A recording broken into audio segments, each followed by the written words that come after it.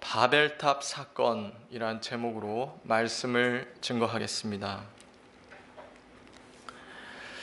창세기는 1장부터 50장으로 구성이 되어 있습니다. 그리고 창세기를 두 부분으로 나눌 수 있는데요. 첫째 부분은 1장부터 11장까지, 그리고 나머지 12장부터 50장까지 이렇게 크게 두 부분으로 나눌 수 있습니다. 그 기준이 뭔가, 그 역사를 어떻게 다루는가 하는 것인데요. 1장부터 11장까지는 인류의 보편사를 이야기합니다. 일반적인 역사, 그러니까 조금 어려운 말로 원역사를 다룬다고 이야기를 합니다.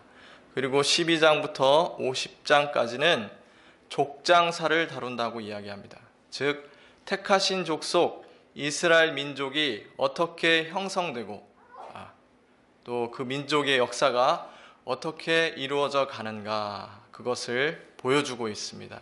그래서 12장 이후부터는요, 이스라엘 민족이 전면에 등장하고 다른 나머지 역사가 필요할 때마다 이렇게 간헐적으로 등장을 합니다. 그럼 오늘 11장 이 바벨탑 사건은 이 원역사, 일반적인 보편사를 마무리하는 동시에 그 족장사를 시작하는 어떤 계기가 되고 있다는 것을 우리가 구조적으로 암시를 받을 수가 있습니다. 어떻게 보면 일반 역사의 절정이라고 할 수가 있겠죠. 그리고 새로운 시대를 열게 되는 어떤 그 계기가 됩니다. 기틀이 됩니다. 그래서 구조적으로도 매우 중요한 위치에 있을 뿐만 아니라 이 사건의 의미, 그리고 이 사건을 통해서 우리에게 전달하려는 하나님의 가르침 또한 매우 중요하다고 할 수가 있습니다. 어떤 학자는요, 창세기에서 가장 인상적인 사건을 바벨탑 사건이라고 꼽기도 합니다. 개인적으로 동의를 합니다. 왜 그러냐면요, 이게 슬픈 이야기이기 때문에 그래요. 어떻게 보면 우리가 예레미야 애가 아시죠? 그 애가라고 할 수가 있겠습니다. 어떤 의미에서 그런가? 저희가 오늘 사경에 이틀째 다녀왔어요. 봉고차 안에서 많은 시간을 보냈습니다. 그런데 많은 분들이 서로 정겹게 옛날 얘기도 하고 서로를 존중하고 배려하고 사랑하는 이야기들을 많이 나누셨어요. 그리고 우리가 미처 알지 못했던 아주 소소하고 재미있는 이야기들도 서로 주고받았습니다. 그런데 여러분, 우리가 같은 언어를 쓰지 않고 우리가 서로 소통이 안 된다면 그런 정겹고 즐겁고 행복한 이야기들을 이렇게 나누면서 올 수 있었을까요? 그렇지 못했을 거예요. 누군가가 하는 얘기를 들을 수 있었고, 또 들은 얘기를 이해할 수 있었고, 또 이해했기 때문에 충분히 공감할 수 있었고, 그렇게 해서 우리가 가족이구나, 공동체구나, 하나라는 동질감, 소속감을 느낄 수 있었던, 저는 개인적으로 아주 뜻깊은 시간이었습니다. 물론 여러 가지 고충도 있었습니다.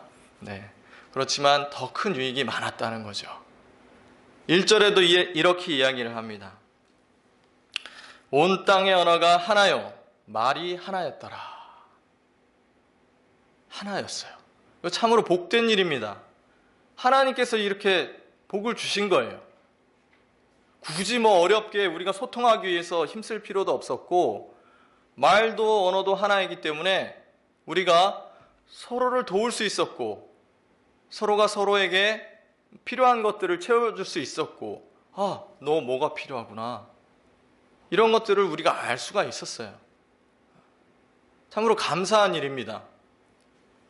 그런데요, 9절에 보면, 9절입니다. 그러므로 그 이름을 바벨이라 하니 이는 여호와께서 거기서 온 땅의 언어를 혼잡하게 하셨음이니라. 자, 온 땅의 언어를 어떻게 하셨습니까? 혼잡하게 하셨습니다. 이제는요, 서로 말을 해도 불통해요. 소통이 안 됩니다. 혼란스러워요. 도대체 무슨 말을 하는지 알 수가 없어요. 이해할 수도 없고 더 이상 그들의 아픔과 슬픔과 즐거움을 함께 공유할 수도 없게 되었습니다. 혼잡해졌어요, 언어가. 그러면 하나님께서 왜 원래 하나였던 말과 언어를 이렇게 혼잡하게 하셔야만 했을까요? 도대체 무슨 일이 있었던 걸까요? 그런데 이 언어의 회복, 말의 하나됨은 아주 나중에야, 아주 오랜 시간이 흐른 뒤에야 회복이 됩니다. 그걸 추후에 좀 살펴보도록 하겠습니다. 2절에 보시면 이에 그들이 동방으로 옮기다가 시날 평지를 만나 거기 거류하며. 자, 이에 그들이, 여기서 그들이는 누구를 가리킬까요? 32절에 보면 이들은, 31절에 이들은, 30절에 그들이, 계속해서 그들, 이들, 바로 저 사람들을 강조하고 있습니다. 관계 대명사를 써서 그 사람들을 계속해서 지목을 하고 있어요. 이 사람들이 누구인지 반드시 알고 이것을 아는 것이 중요하다는 것이 이 성경 자체의 가르침입니다. 그러면 29절에 보시면 이들이 누구인가가 나와 있습니다. 오빌과 하윌라와 요밥을 낳았으니 이들은 다 욕단의 아들이며. 자, 욕단의 아들은 누구인가? 이것이 10장 25절에 나와 있습니다. 자, 에벨이 두 아들을 낳았는데요. 그 중에 한 명이 욕단입니다. 제가 읽겠습니다. 에벨은 두 아들을 낳고 하나님의 이름을 벨렉이라 하였으니, 하나의 이름을 벨렉이라 하였으니 그때 세상이 나뉘었으며 벨렉의 아우의 이름은 욕단이었더라. 자, 에벨의 두 아들 중에 한 명, 욕단의 아들이, 그들이 동방으로 옮겼습니다. 동방으로, 그럼 어디서부터 동방으로 옮긴 것일까요? 아마도 그 노아의 방주가 아라랏산에 멈췄었죠. 이들은 거기서 방주에서 나오자마자 하나님께 제단을 쌓고 동물 중에 가장 정결한 짐승들을 골라서 하나님께 예배를 했습니다. 아마 그 산에서, 산골짜기에서 살다가 점점 서아시아 쪽으로, 그러니까 그들의 위치로 말하면 동방으로 옮기게 된 것 같습니다. 그런데 이렇게 옮기다가 어디를 만나게 됩니다. 그리고 그곳에 거류하며, 쉽게 말하면 이렇게 떠돌아다니다가 옮기다가 시날 평지를 만났고, 아, 여기가 이제 우리가 정착할 땅이구나 라고 생각을 하고 거기에 자기들의 삶의 터전을 만들어서 정착지로 삼고자 하는 것입니다. 그러면 시날 평지, 자, 시날 평지가 어떤 곳인지 궁금해집니다.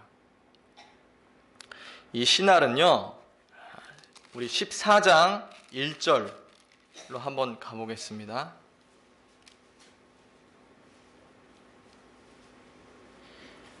1절에 보면 당시의 시날 왕 아므라벨과, 자, 소돔과 고모라가 멸망을 당합니다. 연합군에 의해서.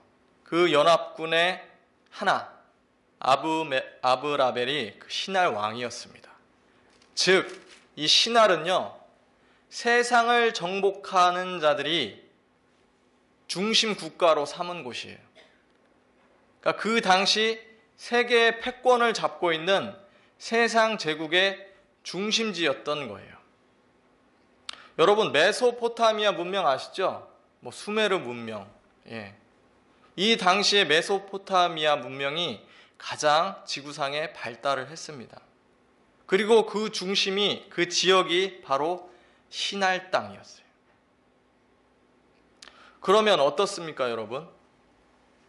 이들이 신할 평야에 머무른 게 거기에 정착하고자 한 게 우연일까요? 그렇지 않아요. 그러니까 쉽게 말하면 우리가 산기슭에서 농사를 짓고 있었어요. 그리고 그냥 제단을 쌓고 동물 잡아다가 하나님께 예배드리고 있었어요. 남들이 볼 때 보잘것 없어요. 그렇죠? 아름답지도 않고 세련되지도 않고 화려하지도 않아요. 뭔가 보여줄 게 없어요. 그런데 이 신할 평지는 어떻습니까? 세상 제국의 중심이에요. 그동안 살아왔던 삶과 전혀 다른 문명의 이기들, 혜택들, 신문명, 신기술, 신세계가 이들 눈앞에 펼쳐진 거예요. 그러자 이들이 어떻게 마음을 먹습니까?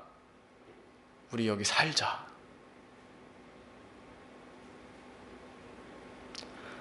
어떻게 보면 이 세상의 유혹에 빠진 거예요.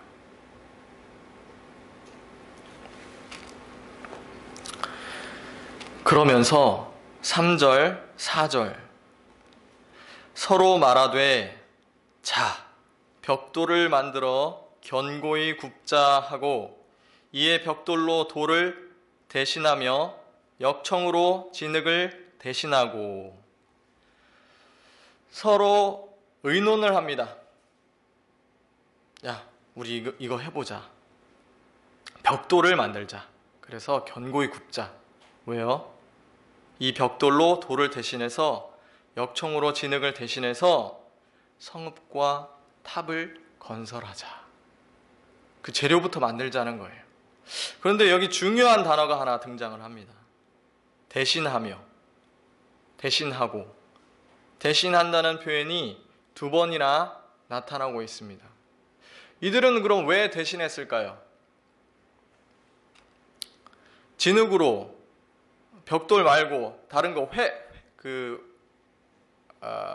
화강암 같은 그런 재질로 충분히 만들 수 있었어요. 그런데 이들은 그 문명의 이기를 받아들이는 거예요.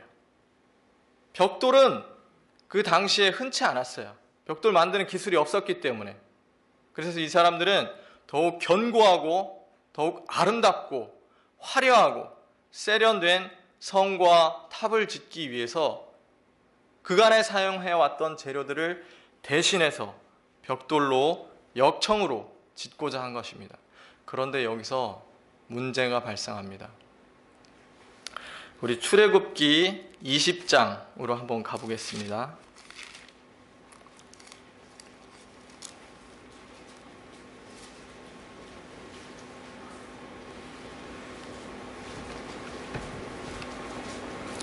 (24, 26절) 24절로 26절입니다. 제가 봉독하겠습니다. 내게 토단을 쌓고 그 위에 내 양과 소로 내 번제와 화목제를 드리라. 내가 내 이름을 기념하게 하는 모든 곳에서 내게 임하여 복을 주리라. 내가 내게 돌로 제단을 쌓거든 다듬은 돌로 쌓지 말라. 내가 정으로 그것을 쪼면 부정하게 함이니라. 너는 층계로 내 제단에 오르지 말라. 내 하체가 그 위에서 드러날까 함이니라. 이렇게 말씀하셨습니다. 출애굽기 20장은요, 우리가 잘 알다시피 십계명을 받는 장입니다. 여기서도 예배, 제단이 등장합니다. 근데 하나님께서 뭐라고 말씀하십니까? 내 이름을 기념하게 하는 모든 곳에서 내게 임하여 복을 주리라. 이렇게 말씀하셨습니다. 그런데 11장 3절에 보면 여기 하나님이 계십니까? 여러분 읽으시고 여기 하나님이 같이 계시는구나, 임재해 계시는구나 라는 것을 알 수가 있나요? 없죠. 자기들끼리 얘기하는 거예요.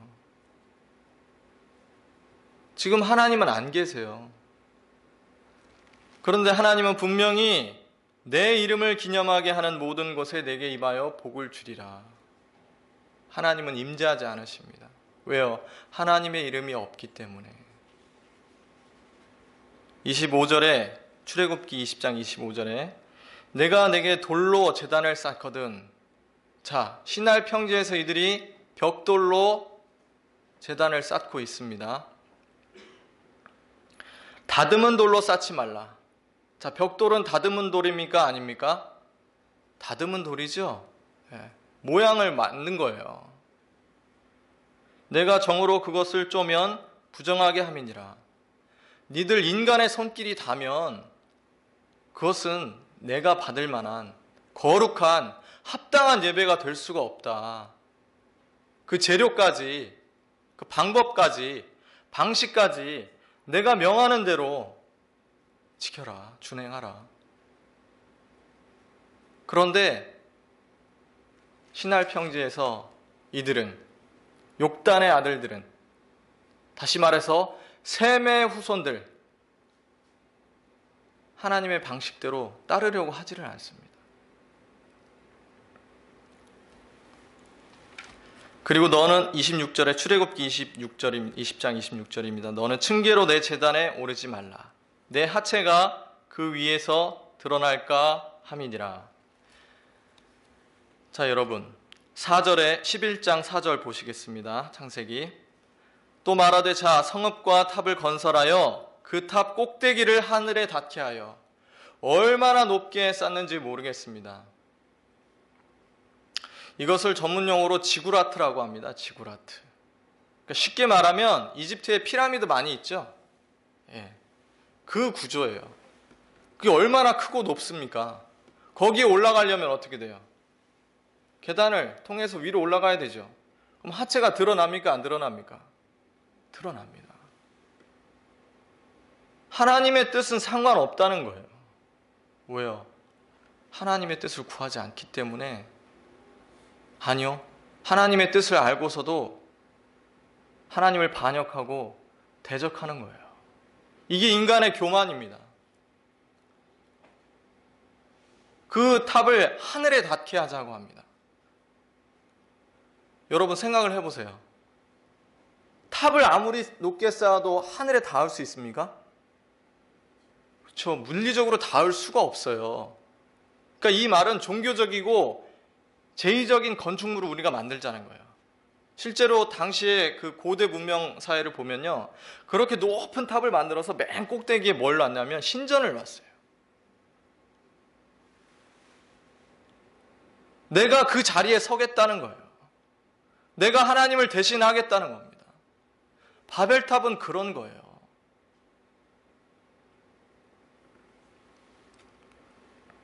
그리고 이렇게 그들이 의도합니다. 우리 이름을 내고, 자, 여호와의 이름이 있는 곳에 내가 임재하여 너희에게 복을 주리라 라고 아까 말씀을 봤습니다. 여기 하나님의 이름이 아니라 자신들의 이름을 내는 겁니다. 단순히 우리가 조선시대의 그런 입신양명이 아니에요. 내가 과거에 장원 급제했다 이렇게 이름을 벽보에 붙이는 그런 게 아니고, 내 이름, 하나님의 이름을 대체하는 겁니다. 하나님이 계셔야 할, 하나님의 이름이, 하나님의 거룩한 영광이 계셔야 할 그곳에 내 이름을 놓겠다는 거예요. 온 지면에 흩어짐을 면하자 하였더니, 더군다나 이들은 온 지면에 흩어지는 것을 면하고자 하였습니다. 여러분 창세기 9장 1절에 보시면 여호와께서 복을 주시며 이렇게 말씀합니다. 생육하고 번성하며 땅에 충만하라. 생육하고 번성하며 땅에 충만하는 것이 하나님이 주신 복인 거예요. 땅에 충만하려면 어떻게 해야 됩니까? 거기 머물러 있어야 됩니까? 아니죠. 온 땅에 퍼져야 됩니다. 온 땅으로 흩어져서 생육하고 번성하는 그 일을 감당을 해야 되는 거예요. 그게 복된 겁니다. 그게 우리를 지으신 하나님의 목적이고 하나님의 형상의 의미이기도 해요. 창세기 1장 26절에 뭐라고 하셨어요? 하나님께서 우리가 의논하되 생육하고 번성하여 땅에 충만하게 하자. 땅을 정복하고 다스리게 하자. 이렇게 얘기하셨어요. 인간은 그 일을 위해 지음 받았어요. 그래서 노아 홍수 심판을 내리신 후에도 다시금 하나님께서 그 명령을 우리에게 명하시고 그것이 너희에게 복된 일이다라고 9장 1절, 9장 7절 재차 강조를 했어요. 저는 9장 7절을 이렇게 읽었습니다. 이게 너희 복이야. 생육하고 번성하고 땅에 충만해. 그걸 누려. 너희가 그걸 누리길 원해. 그런데 지금 몇백 년이 또 흘렀습니다. 노아의 자손, 셈과 함과 야벳이죠? 셈의 계열. 그런데 그 셈의 계열 중에 욕단의 아들. 그들이 지금 이렇게 하고 있는 거예요. 여기에 교회와의 접촉점이 있습니다. 하나님이 택하신 족속 중에도 신할의 정신, 세상의 정신을 흡수해서 우리가 우리 이름을 내자. 하나님이 우리에게 주신 창조의 명령, 문화 명령, 그것을 대적하자. 거스르자. 굳이 뭘 수고스럽게 그렇게 먼 땅까지 우리가 흩어져야 되냐? 왜 퍼져서 생육하고 번성해야 되냐? 여기 편한 게 있지 않느냐? 보기에도 좋고 먹음직스럽기도 하고 육신의 정욕과 안목의 정욕과 이생의 자랑이 여기 다 있는 거예요. 내 눈앞에. 얼마든지 내 힘으로 뭔가를 할 수 있을 것 같아요. 이제 하나님의 명령, 하나님의 뜻은 뒷전입니다.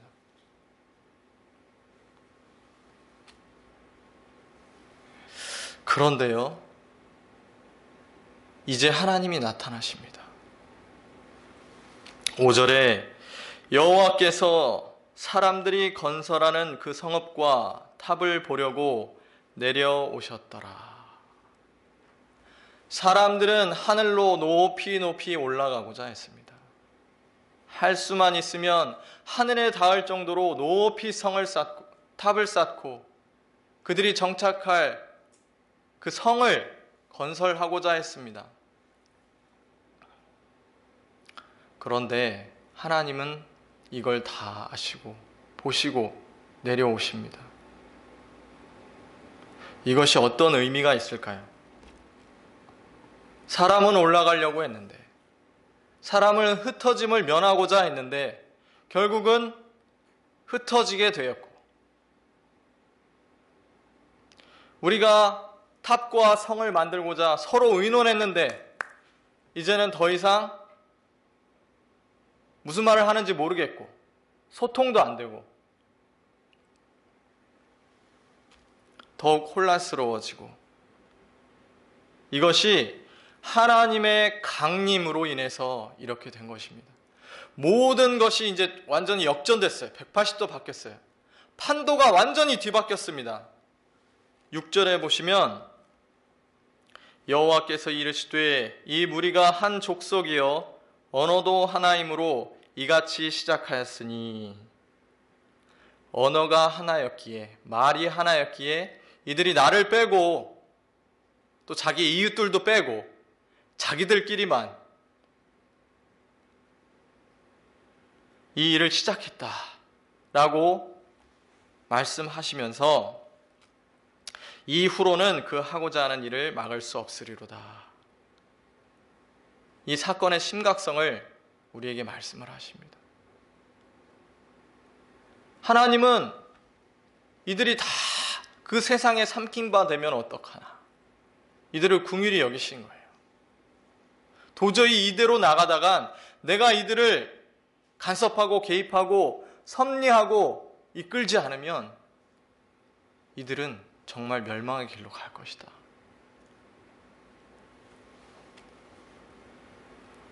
그래서 7절에 자, 우리가 내려가서 거기서 그들의 언어를 혼잡하게 하여 그들이 서로 알아듣지 못하게 하자 하시고.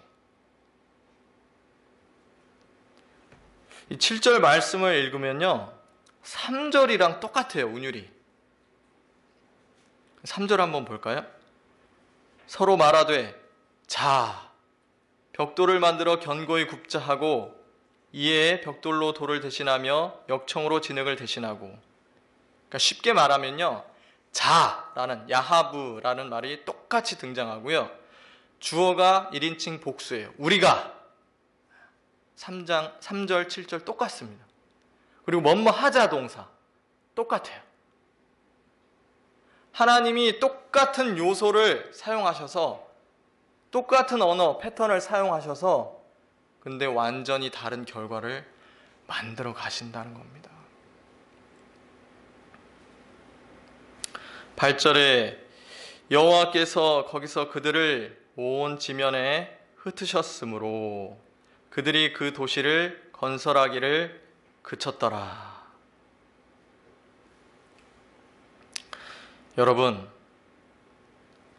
하나님께서 생육하고 번성하며 땅에 충만하라 라고 명령을 하셨어요. 그러면 우리가 그 뜻을 거역하고 거스른다고 해서 그 명령이 취소되거나 변개되거나 하나님이 다른 뜻을 세우실까요? 그렇지 않습니다. 하나님은 어떻게 해서든 그걸 이루세요. 왜요? 그것을 이루시고자 하나님께서 우리를 하나님의 형상대로 지으셨기 때문이에요. 하나님은 결코 그 일을 포기하시거나 중단하시거나 멈추지 아니하십니다. 하나님께서 하늘에서 이들을 멸하실 수도 있었어요. 그렇죠? 그런데 직접 내려오십니다. 강림하십니다. 그래서 이 모든 판도를 완전히 바꿔버리십니다. 그들은 할 수 있는 게 이제 없었어요. 이제 의논도 되지가 않아요. 서로 불통이에요. 뭘 만들 수도 없어요, 이제. 여러분, 사공이 많으면 배가 어디로 갑니까? 산으로 가는 거죠. 이제 더 이상 탑을 높이 쌓을 수도 없어요. 그 성을 건축해서 자기의 요새로 삼을 수도 없게 되었어요. 9절에 그러므로 그 이름을 바벨이라 하니 이는 여호와께서 거기서 온 땅의 언어를 혼잡하게 하셨음이니라. 여호와께서 거기서 그들을 온 지면에 흩으셨더라. 결국 흩으십니다. 그리고 그곳을 바벨이라 합니다. 즉 혼잡하게 하셨다. 이제는 혼잡의 의미가 있는 것입니다. 그리고 그 바벨은요, 여전히 미완성인 채로 그 터가 남아 있어요. 그래서 찾고 있어요. 이거는 역사적 사실이에요. 그런데요, 천주교는요, 이것을 역사적 사실로 인정하지 않아요. 이걸 설화라고 얘기해요. 지어낸 이야기라는 거예요. 역사적 사실이 아니라고 얘기를 합니다. 그러면서 천주교는 어떻게 해요? 하나로 종교를 모읍니다. 통합하자는 거예요. 여러분 WCC 들어보셨죠? 에큐메니칼 운동. 우리 모이자. 거기에 하나님의 이름이 있을까요? 하나님의 영광이 있을까요? 이 신할 땅에 이들이 탑을 쌓고 성을 만든 것은요, 하나님의 성전을 모방한 거예요. 하나님의 영광을 나타낸 것처럼 사실은 모방해서 지었지만 하나님이 안 계세요. 하나님의 영광도 없고요. 그 하나님의 거룩한 성전이라고 남들에게 자랑하고 보여주고 내밀지만 거기에 거룩은 없어요. 세상은요, 늘 이렇게 우리 교회를 유혹합니다. 마치 거기에 하나님의 영광이 있는 것 같아요. 거기에 하나님이 임재해 계신 것 같아요. 그렇지만 거기에 하나님은 안 계세요. 그냥 이름만 하나님의 성전일 뿐이에요. 그냥 단순히 모사예요. 모방하는 거예요. 그냥 따라하는 거예요. 우리가 섣불리 자칫 잘못하면 이 유혹에 빠지기가 너무 쉽습니다, 여러분. 은혜는요, 복은요, 영광은요, 하나님의 임재는요, 하늘에서 내려오는 거예요. 올라가는 게 아니에요. 우리가 아무리 높이 올라간들 어떻게 하늘에 닿겠습니까? 우리가 얼마나 내 이름을 널리 전파한들 하나님의 이름에 비할 때가 있겠습니까? 그런데요, 이 슬픈 이야기가 끝이 아니에요. 여러분, 이렇게 보시면 알겠지만 바벨탑 사건 11장 1절로 9절이 나오죠? 그런데 전에 족보가 나와요. 그죠? 10장 21절 한번 보실게요. 10장 21절에 보면 셈은 하면서 셈의 족보가 나와요.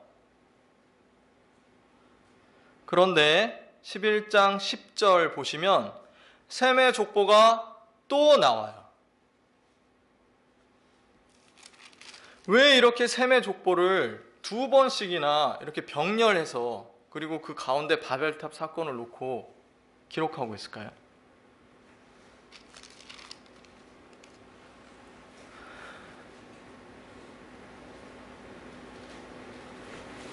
(16절에) 보면 11장 16절입니다. 에벨은 34세에 벨락을 낳았고, 그죠? 벨렉과 욕단은 형제입니다. 근데 벨렉을 낳은 다음에 욕단 이야기가 없어요. 근데 아까 10장 25절에 보면 에벨은 두 아들을 낳고 하나의 이름을 벨렉이라 하였으니 그때 세상이 나뉘었으며 벨렉의 아우의 이름은 욕단이며, 둘을 같이 언급해요. 그러면서 그때의 세상이 나뉘었으며 이렇게 얘기합니다. 하나님이 나누셨어요. 같은 셈의 후손인데, 같은 계열인데 그 계열 안에서도 다시 나누어진다는 거예요. 여러분, 우리가 창세기 3장 15절에서 여자의 후손을 배웠습니다. 그리고 여자의 후손과 병렬되는 뱀의 후손, 그쵸? 인류의 역사는요, 이 여자의 후손과 뱀의 후손의 치열한 갈등, 전쟁의 역사라고 해도 크게 지나치지 않아요. 그 이후로 어떤 사건이 벌어졌습니까? 가인과 아벨. 그쵸? 또 홍수, 구원의 방주와 홍수의 심판, 멸망. 계속 구원과 심판, 믿음과 불신. 이 두 물줄기가 역사의 흐름을 계속해서 흘러가고 있어요. 그리고 이 역사의 물줄기가 예수 그리스도 안에서 하나가 됩니다. 창세기 28장에 보면 야복강가에서 야곱이 꿈을 꾸고 사닥다리가 내려옵니다. 그리고 오르락 내리락 천사들이 합니다. 이게 뭐예요? 하늘과 소통할 수 있는 길이 열리는 거예요. 그 길이 어떻게 열렸습니까? 예수 그리스도. 그분이 하나님의 아들이 이 땅에 오신 거예요. 독생자가 오신 거예요. 여러분, 그분은 말 구유에 누이는 것으로 충분했습니다. 화려하고 멋지고 아름답고 세련되고 편리하고 이런 거 필요 없으셨어요. 여우도 굴이 있고 공중에 나는 새도 거처가 있는데 인자는 세상에 머리 둘 곳이 없다라고 얘기했어요. 왜요? 그분은 하늘로부터 오셨기 때문에.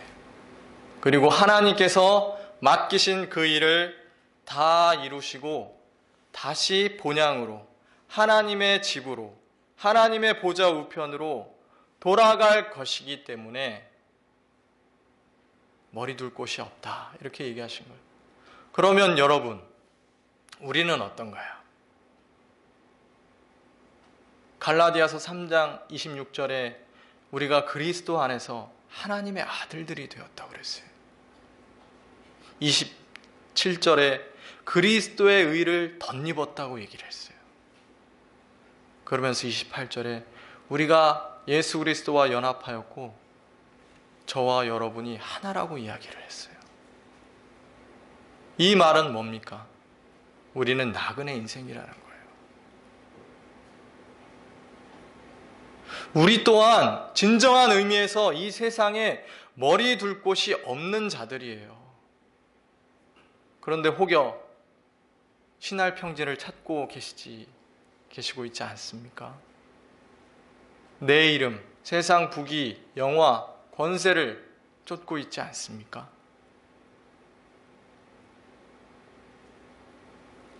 오순절 성령 강림하셔서 불의 혀와 같이 바람 소리와 같이 나타나셔서 각 사람들 위에 임하십니다. 그리고 그 사람들이 어떻게 됐습니까? 다 각기 다른 지방에서 와서 다른 나라 말을 쓰는 사람들인데 하나님의 말을 다 이해하게 됐어요. 이것이 하나님의 능력이에요. 성령의 능력이에요. 바벨탑 사건이 불통이라면 오순절 성령 강림은 소통입니다. 바벨탑 사건이 흩어짐이라면 오순절 성령 강림은 하나됨이에요. 그리고 나서 사람들이 어떤 일을 했습니까? 우리 사도행전 2장으로 가보시겠습니다.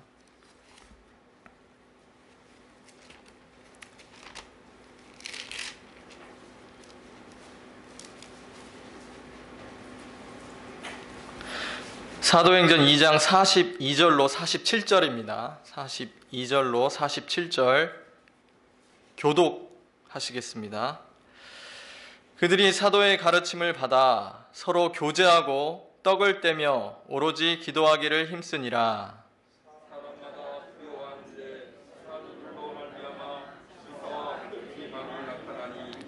믿는 사람이 다 함께 있어 모든 물건을 서로 통용하고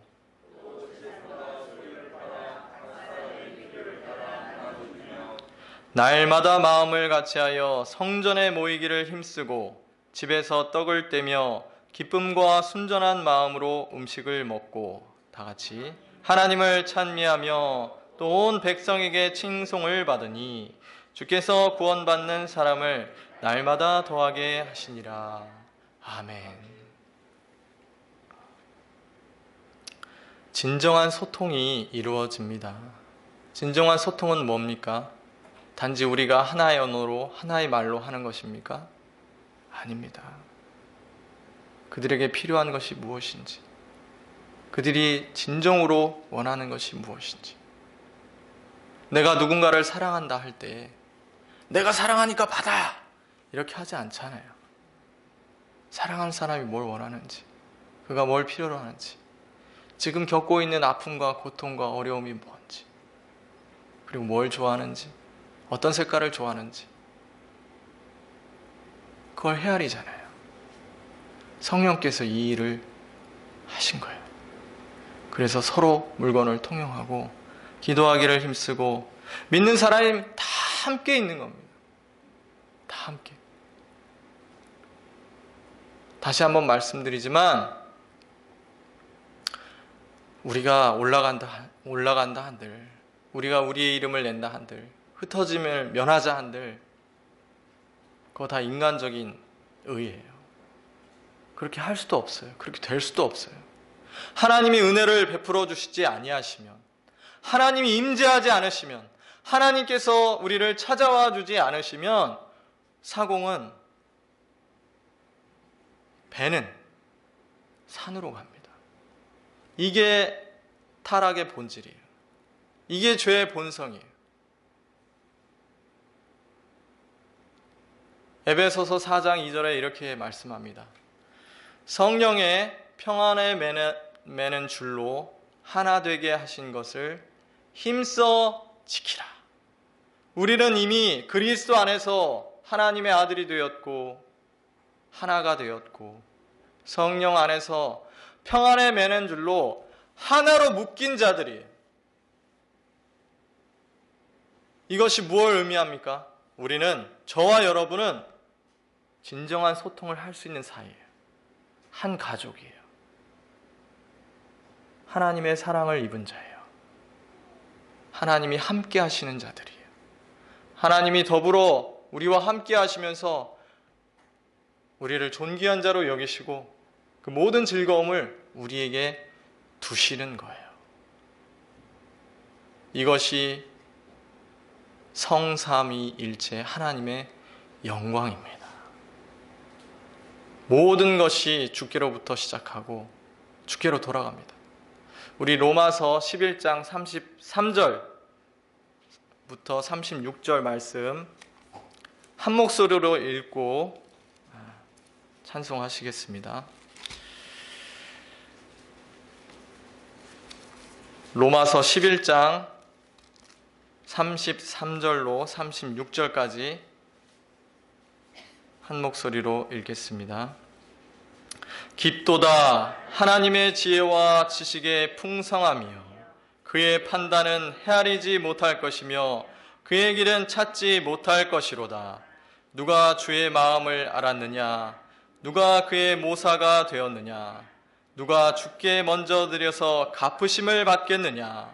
이는 만물이 주에게서 나오고 주로 말미암고 주에게로 돌아감이라. 그에게 영광이 세세에 있을지어다. 아멘. 기도하시겠습니다.